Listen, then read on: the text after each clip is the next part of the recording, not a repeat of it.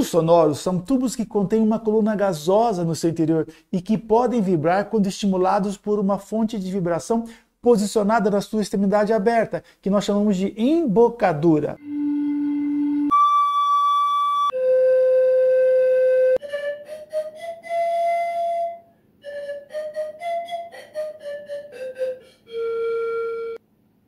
Quando a extremidade oposta à embocadura é fechada, nós dizemos que o tubo é fechado. E quando a extremidade oposta à embocadura é aberta, nós dizemos que o tubo é aberto. A primeira coisa que você tem que entender quando se deparar com o tubo sonoro, e não importa se ele é fechado ou se ele é aberto, é que quanto maior o comprimento do tubo, mais grave é o som emitido por ele. Ou seja, menor é a frequência do som emitido pelo tubo sonoro.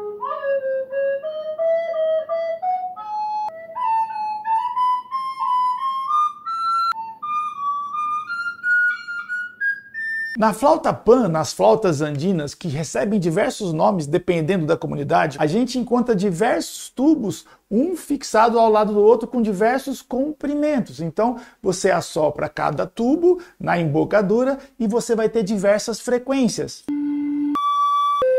Mas professor, numa flauta doce que tem um único tubo, não se esqueçam que você tem diversos furos. Então, conforme você vai levantando o dedo, vai abrindo esses furos, é como se você fosse cortando o tubo, você fosse encurtando o tamanho dos tubos. Então, o tubo sonoro fica menor, então o som fica mais agudo, a frequência vai aumentando.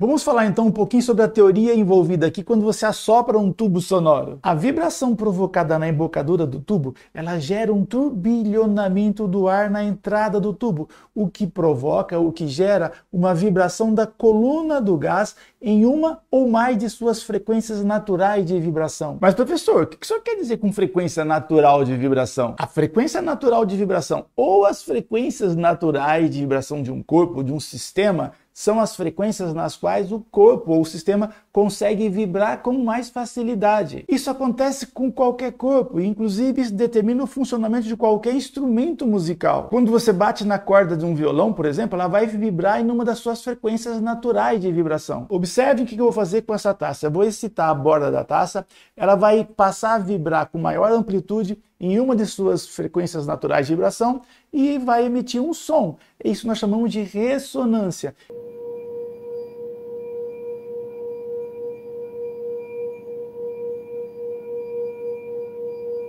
Então não se esqueçam disso, e é de fundamental importância para você entender a acústica dos tubos sonoros. Quando você assopra um tubo sonoro, a coluna de gás lá dentro, ela vibra simultaneamente em diversas das suas frequências naturais de vibração e não em uma só. Mas mesmo vibrando em diversas de suas frequências naturais, o som que a gente ouve é o som emitido pelo chamado primeiro harmônico de vibração da coluna gasosa. Esse som também recebe o nome de som de frequência fundamental. E é o som mais grave emitido pelo tubo. Então não se esqueçam, quando a gente assopra um tubo sonoro, o que você está ouvindo é o seu primeiro harmônico, é o som mais grave que ele consegue emitir, é o som fundamental, é o som que nós ouvimos. E um detalhe interessantíssimo aqui é o seguinte, você está ouvindo o primeiro harmônico, o som fundamental, acompanhado de outras frequências, de outros harmônicos. É exatamente isso, o som fundamental, acompanhado de alguns outros harmônicos, que determinam o que nós chamamos na música de o timbre do instrumento. Mas professor, o que é primeiro harmônico? O que são os harmônicos que acompanham o som fundamental? Então é o seguinte, quando você coloca uma coluna gasosa de um tubo sonoro para vibrar, as diversas maneiras, as diversas formas naturais que essa coluna tem de vibrar lá dentro, nós chamamos de harmônicos. Então, harmônicos são as diversas formas naturais que a coluna de gás dentro do tubo tem para vibrar. E aqui vai uma dica fundamental para você que quer estudar tubos sonoros. Preocupe-se com o cálculo do primeiro harmônico, seja num tubo fechado ou em um tubo aberto. Por quê? Porque os demais harmônicos que acompanham o primeiro harmônico, o som fundamental, são todos múltiplos do primeiro harmônico. Pediu o terceiro harmônico num tubo fechado, acha o primeiro harmônico, multiplica por 3. Pediu o sétimo harmônico num tubo aberto, acha o primeiro harmônico, multiplica por 7. Só existe um detalhe relativo aos harmônicos que acompanham o fundamental do tubo fechado e do tubo aberto, que eu deixo para falar no final do vídeo. Bom, então antes da gente partir lá para o estudo do primeiro harmônico, dos tubos sonoros abertos e dos tubos sonoros fechados, é importantíssimo que você entenda que existem alguns pré-requisitos básicos para você estudar tubos sonoros. Então, se você está aqui numa aula de tubos sonoros, você já passou, por exemplo, por equação fundamental da ondulatória, né? V igual a lambda vezes F, V é a velocidade de propagação da onda, lambda é o comprimento de onda e F é a frequência da onda que está se propagando. E você também já passou pelo estudo de alguns fenômenos ondulatórios, principalmente o fenômeno ondulatório que a gente conhece como interferência de ondas, que é o que vai determinar as chamadas ondas estacionárias.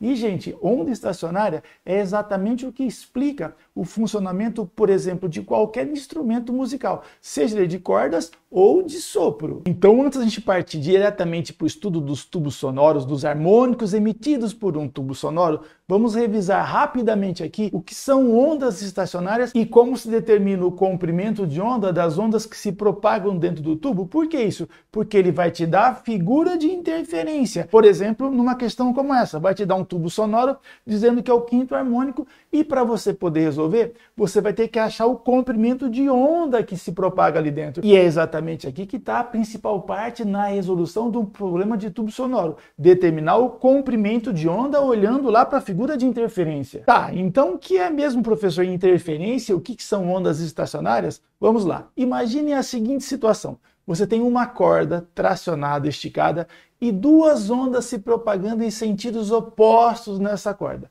Ondas periódicas e ondas idênticas, isto é, mesmo comprimento de onda, mesma frequência, mesma velocidade, mesma amplitude. Então são duas ondas idênticas se propagando nessa corda. O que vai acontecer quando essas duas ondas se encontrarem? Aí você tem que lembrar o seguinte: a primeira coisa que você aprende quando vai estudar ondulatória, onda é transporte de energia. Então as ondas transportam energia. Então quando essas ondas se encontrarem, vai ocorrer o quê? Uma somatória ou uma subtração dessas quantidades de energia transportadas pela onda. A gente sabe que numa onda existem as chamadas cristas e os vales. Então crista e vale. Quando uma crista encontrar uma crista, uma somatória. Então a gente passa a ter uma amplitude maior, uma crista maior. Quando um vale encontrar um vale, a gente passa a ter um vale maior. Soma-se as amplitudes, a gente passa a ter um vale maior. Essas são as chamadas interferências constitutivas, onde tem somatória das energias transportadas pela onda. Agora, e quando aconteceu o cruzamento, o encontro, a interferência entre uma crista e um vale, uma subtração das energias e formam-se os chamados nós. Então é exatamente isso que nós chamamos de interferência. É a somatória ou a subtração das energias transportadas pelas ondas. Crista com crista, uma crista maior, construtiva. Vale com vale, um vale maior, construtiva. Crista com vale, uma subtração, então diminui a amplitude, a chamada interferência destrutiva. Então uma coisa que é interessante que a gente entenda. Quando essas duas ondas se encontrarem, o que vai acontecer? Interferência. Então a somatória dessas ondas forma-se uma figura de interferência, forma-se um desenho parecido como esse e é exatamente o que a gente enxerga. Você deixa de enxergar as ondas e passa a enxergar a figura de interferência. Olhem esta imagem logo abaixo, onde eu tenho uma corda tracionada e você está enxergando aí as figuras de interferência. Você não enxerga a onda que se propaga na corda, você enxerga a interferência das ondas que batem e voltam nos nós, nas extremidades, e elas vão sofrendo interferência construtiva e destrutiva e formando essas figuras, essas imagens. Então você vê aí o primeiro, o segundo, o terceiro e o quarto harmônicos desta corda. Então é importante que você entenda que quando você bate na corda de um violão, vão formar-se na corda essas figuras de interferência e isso vai determinar o som emitido pela corda. E quando você pega um instrumento de sopro, como essa flauta Pan, e assopra na sua embocadura emitindo um som,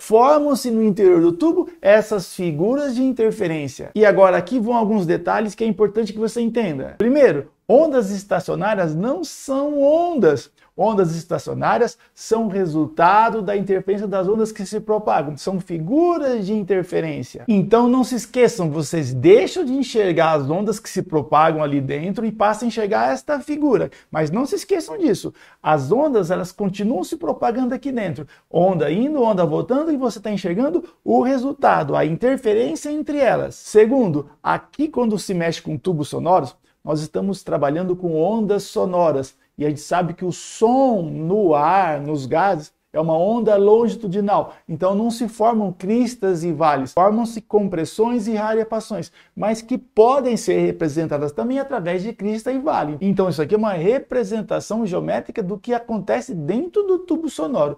Pontos onde a vibração é quase nula e pontos onde a vibração é máxima. E nesses pontos onde a vibração é nula, praticamente nula, nós chamamos de nó. E nos pontos onde a vibração é máxima, nós chamamos de ventile. Tá, então finalmente como que a gente vai encontrar o comprimento de onda olhando para uma figura de interferência? Então vamos lá. Lembre-se do seguinte, quando você pegar a onda que está realmente se propagando, o comprimento de onda é dado pelo tamanho de uma pista mais pelo tamanho de um vale. Então você pega um vale mais uma pista, esse é o comprimento de onda da onda que está se propagando.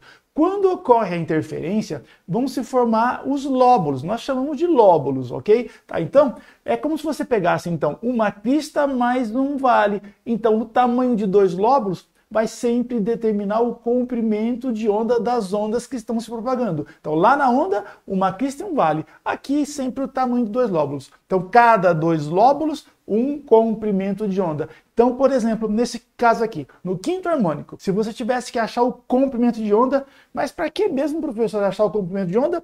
Para você jogar na equação fundamental, você vai colocar lá a velocidade de propagação, no caso aqui do som no ar, né?